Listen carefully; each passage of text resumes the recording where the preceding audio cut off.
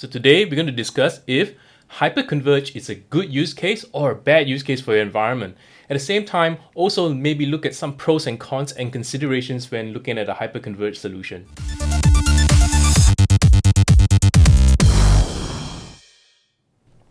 So before that, let's start with a quick recap of what hyper-converged is and how it compares to traditional SAN. With traditional SAN, you often find a collective of hard drives grouped together to form what we call a RAID group.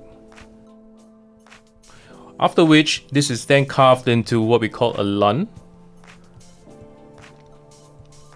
presented up to a data store,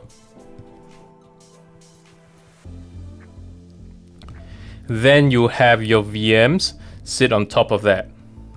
Generally, this is where your SAN will come in, or storage area network, or be it NFS, and that provides storage for your entire VMware environment. So how does this differ from a SAN, vSAN environment or HCI environment? In a HCI environment, you generally would have what we call like servers. And in this servers, you will find individual hard drives. Not just your usual hard drives, a little bit more than your usual hard drives, because obviously you want to replace SAN.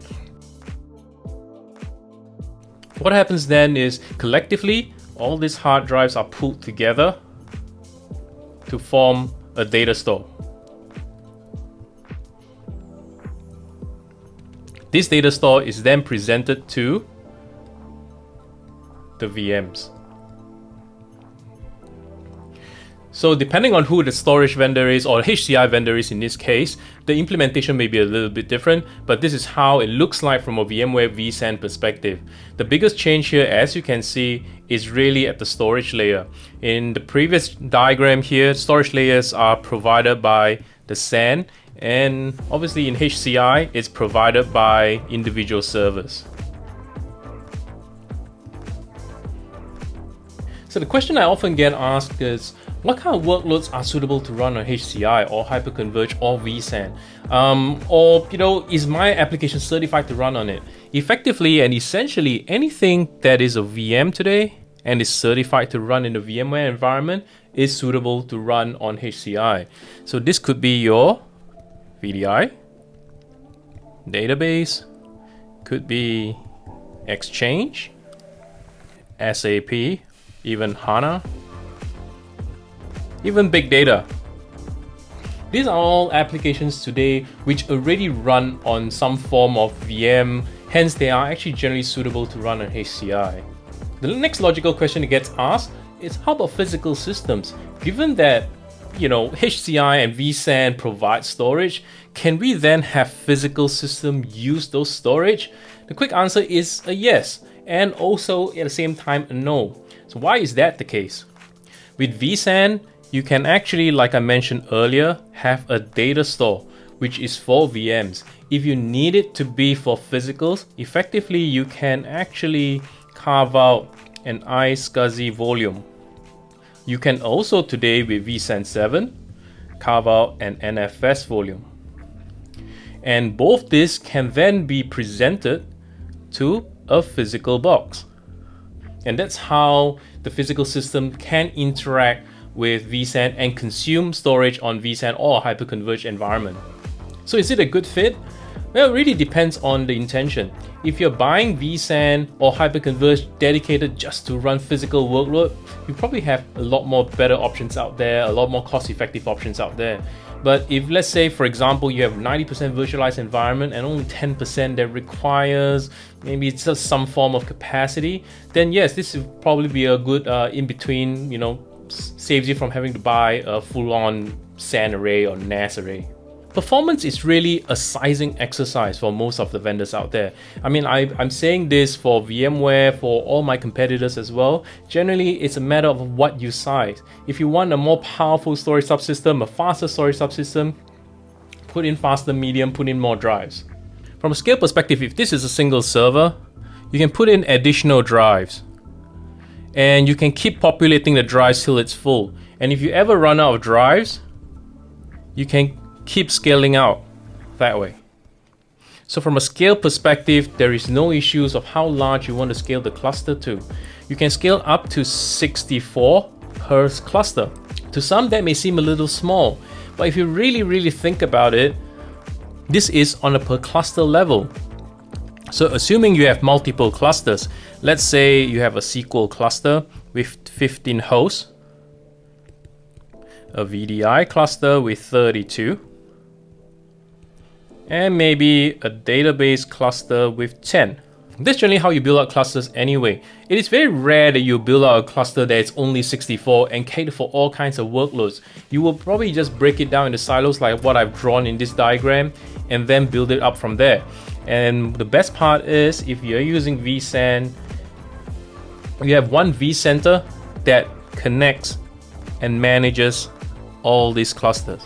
So it's also important to note, each and every one of this cluster would have its own data store and own pools of storage. That simply means that the profile and the performance will not intrude with each other, and they are contained within their individual workload. Why is this important? Because sometimes, say for example, a VDI environment may be 50-50 read and write.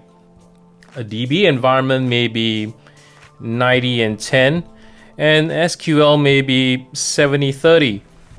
So the last thing you want in storage is that competing profile like that, all in the same cluster. For pros, the biggest pro with regards to hyper-converged has always been it's easy. It's easy in three ways. It's easy to deploy, it's easy to learn, and easy to administer. From a deploy perspective, irregardless of which vendor you pick, they are all fairly simple to deploy. It's really click, go, add the drives, add the node, and you're pretty much off to the races. From a learning perspective, it's a very shallow learning curve. For vSAN specifically, you already know how to use vCenter if you're a VMware admin. So there's just an additional tab where you actually administer vSAN. From an admin perspective, day to day, you don't actually need specialist storage skills like you used to.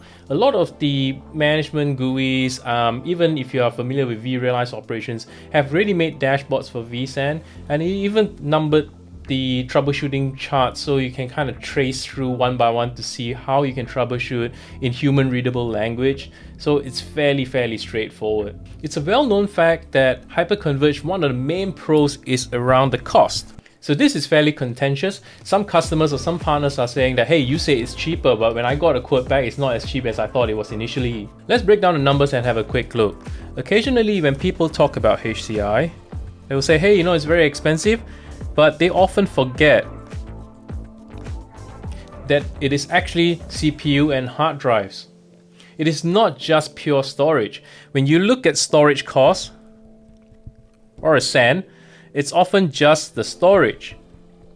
It's important to take note that you need to put in fiber channel switches and HBAs. If you add all those costs in, and not to forget compute, does that actually add up to become more expensive than HCI? So this is a very important point to take note of. Having said that, there are also instances that potentially a HCI solution can be of the same price or a little bit more expensive than a traditional storage subsystem. When exactly does this happen? Or when exactly does the scenario of HCI becomes a little bit more pricey than traditional storage? Is when you have an extremely small requirement, and HCI requires you to have 2 or 3 servers at the minimal, and you only need 1. And that is actually when a traditional storage subsystem coupled with a CPU of sorts becomes a more cost effective compared to a total HCI solution. So I mentioned earlier in the video about all the good use cases and what it can be used for. So one of the few things that you need to understand about HCI and what is not a good use case for it, and I would kind of detail it in the con here. One of the worst use cases for it is as a backup target or archive target. Why is that the case? It is not because it is not capable of doing it. It is part because it's probably a little bit more expensive or less cost effective to make a vSAN or HCI environment become a backup target or archive target. Usually with backup, the compute requirement is extremely low, but the storage needs to be extremely dense and extremely large. Generally, each server has about 24 slots of drives. you will run out of slots fairly quick. And for every node that you add, you kind of need to add compute memory and everything else, licenses. So that doesn't always add up to become very efficient when it comes to very dense storage requirements. The other big con with regards to hyper-converged or HCI in general is the fact that it was largely built with VMs in mind. And if you have an environment which was largely physical and less VMs, it may or may not make sense for you. Unless, of course, you are planning to do a P2V migration from physical to virtual. Otherwise, it is really targeted around VMs in general. And because of that, all the new features in the future and the capabilities are also centered around VM capabilities. So the likes of vVol integration or snapshots and etc.